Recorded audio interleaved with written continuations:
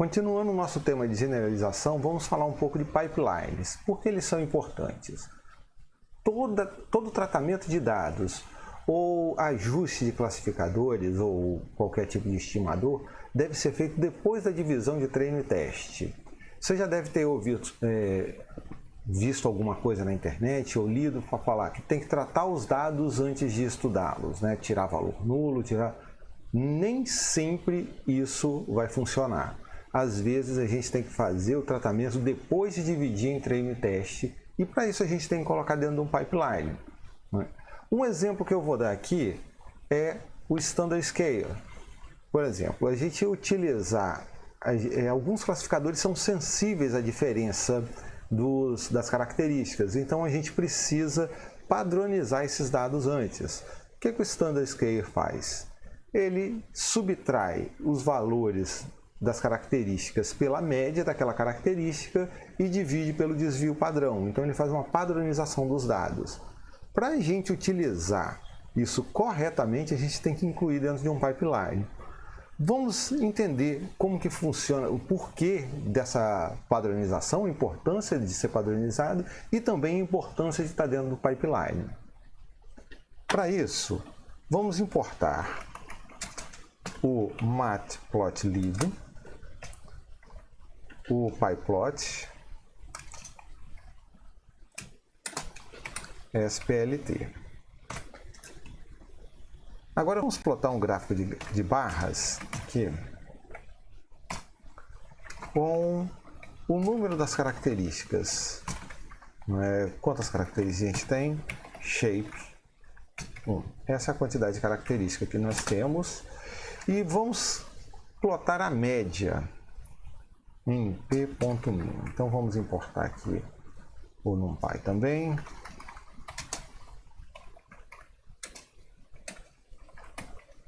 Ok.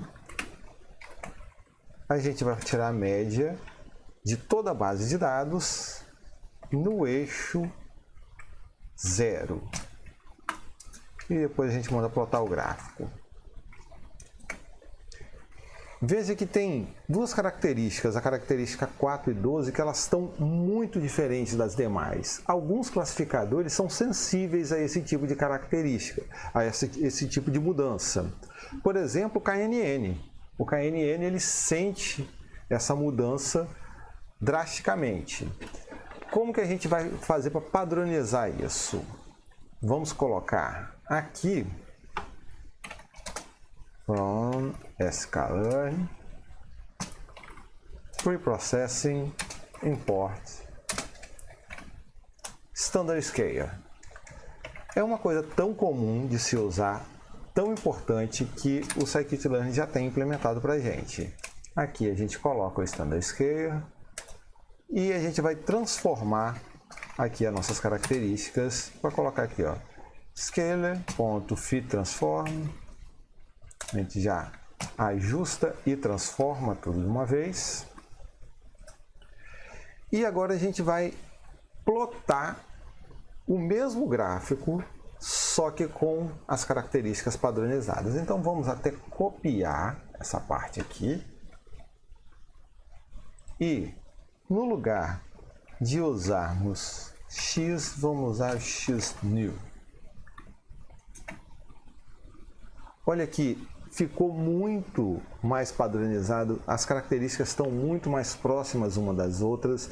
Isso não vai dar uma diferença muito grande de importância entre elas. Veja que aqui é 1 elevado a menos 15. A diferença entre elas está muito pequena. E por isso o classificador tem uma chance de se ajustar melhor às características do que a magnitude dessas características. Vamos ver um exemplo desse ajuste aqui. A gente pode fazer a divisão de treino e teste antes, treino e teste depois. A gente pode fazer tudo isso manualmente. Só que o scikit-learn já tem aqui o Model Selection Cross Validate. A gente vai usar esse Cross Validate para fazer a comparação dos classificadores. vamos ver primeiro aqui from scikit-learn.model selection import cross validate. Isso aqui é que a gente vai fazer a validação cruzada.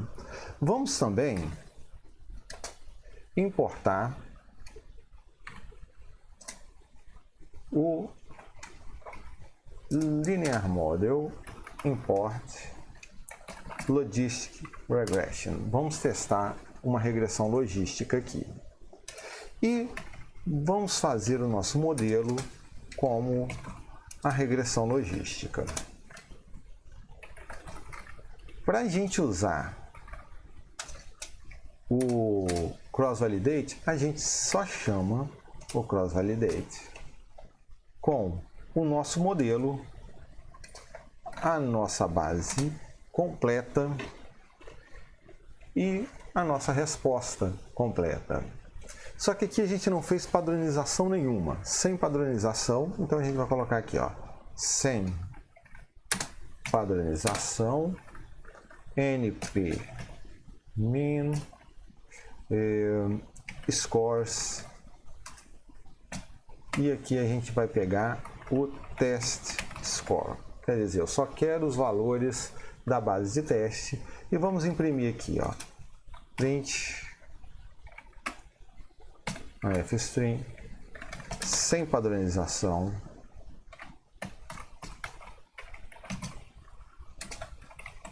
e aqui a gente coloca sem padding.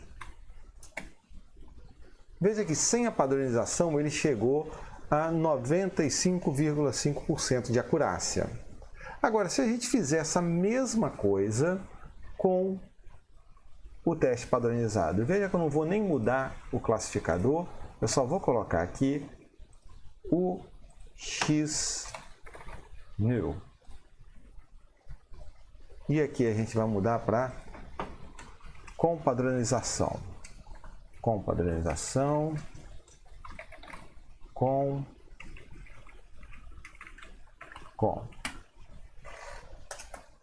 Veja que já deu uma diferença significativa, já melhorou bastante.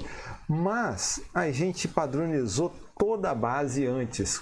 Quando a gente tiver valores novos chegando, a gente vai utilizar esse modelo de padronização, essa média, esse desvio padrão para ajustar os modelos novos. A gente não sabe se isso aqui é representativo e se isso foi suficiente.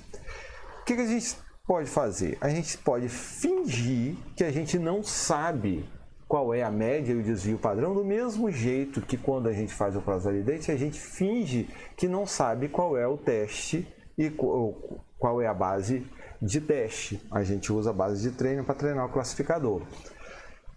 Vamos fazer isso utilizando um pipeline. Pipeline, ele já tem um pipeline pronto no scikit-learn para a gente, e a gente vai colocar toda a sequência do nosso treinamento dentro desse pipeline. Vamos colocar aqui from sklearn.pipeline import pipeline.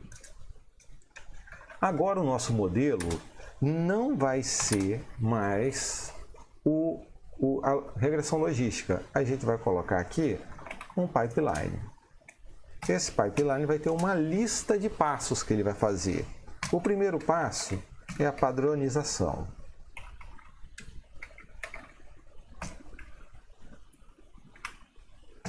E essa padronização tem o nosso scaler. O segundo passo, a gente vai colocar um classificador. Esse classificador que a gente escolheu vai ser a regressão logística. É isso aqui que a gente vai fazer. E agora a gente vai fazer a mesma comparação. O nosso modelo é o pipeline agora. O nosso X é o X padrão sem tratamento nenhum. E aqui a gente vai fazer aninhado. Então aqui a gente vai aninhar. O que significa esse aninhado? Ao invés de padronizar toda a base antes, cada separação de treino e teste vai ser aninhada, vai ser padronizada separadamente por causa do pipeline. Veja que caiu um pouco o valor. Antes era 98,8, agora é 98,3. Isso com a regressão logística. Pode ser que você teste a mesma coisa com KNN e não caia nada. Pode ser que você teste essa mesma coisa com um classificador mais sofisticado e caia bastante.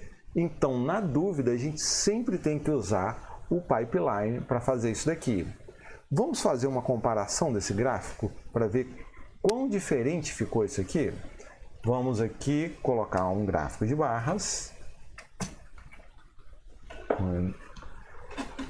Nesse gráfico de barras, a gente vai escrever quais são as colunas e vai colocar as características sem pad, com pad, os valores sem pad, com pad e alinhado. Vamos fazer essas colunas aqui, colunas, recebe sem scale ou scaler, com scaler, aninhado.